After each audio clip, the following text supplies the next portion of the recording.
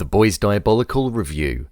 With not long to go until we get Season 3 of The Boys, we've been given an animated anthology set in the world where the Seven, Vought, and Compound V exist. I watched it and I was pleasantly surprised.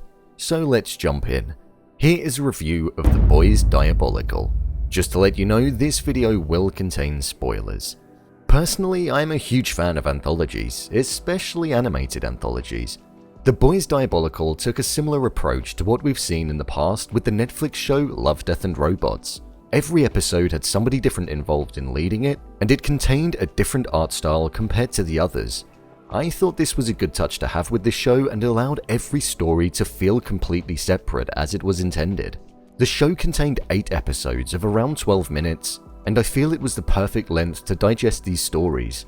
Although set in the world where the Seven exist with the Supes in the public eye, not much of it is actually canon to the original show, other than the final episode, and potentially one other. I feel what this show's purpose was to flesh out the universe and allow us to understand the world a little more where the Supes are the heroes.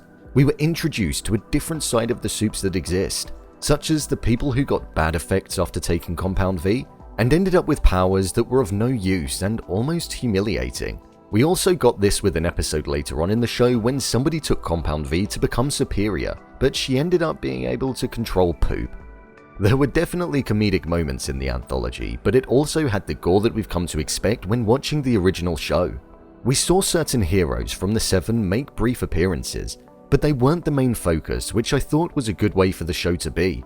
We got to see a different part of the world and focus on other characters. I do feel that this show started really well, however it did fall a little flat in the middle, but managed to pick itself back up at around episode 7. I started to drift out of it, and felt like I wasn't really seeing anything different compared to the first few episodes. The final episode in the show I think was one of my favourites in terms of narrative and plot, and as mentioned it's the only one that's canon in the show. There are hints of there being another episode that's canon, but it's unannounced which one it is.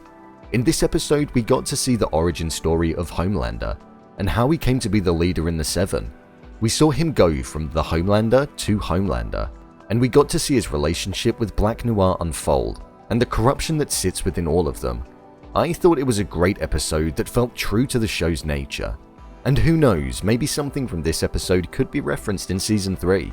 A couple of other episodes that I feel are the strongest in the series are the first episode from a pure stylistic perspective. The lack of dialogue and almost old-style animation and score that accompanied the episode really added to all that it was trying to achieve in its serious nature, but also its comedic nature. Another one that I thought was great was the second episode, where we essentially get to see all of the misfit Supes that were put up for adoption, due to the fact that their powers weren't cool enough. We saw almost like an underdog uprising, all for them to be destroyed at the end. I thought episode 5, Boyd in 3D, was also a good one due to the fact that I feel there was a twist at the end that I didn't see coming. It reminded me of the Black Mirror episode Playtest. We saw Boyd test the cream, go on this journey of becoming famous, being with his love, to then losing it all. But in actual fact, the test wasn't successful and it was all in his head. The first application of the cream killed him. It was a clever episode that really stood out. The final episode that I feel is noteworthy is the third episode.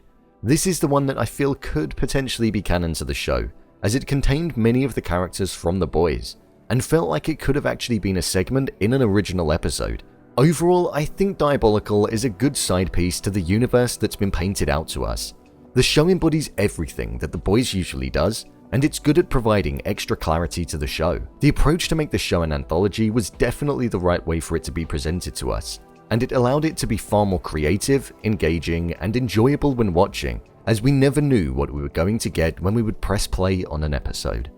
I think the release has been strategically placed to where it is a couple of months before the release of Season 3, and it's done its job in getting me excited for The Boys Season 3 to air. What did you think of Diabolical?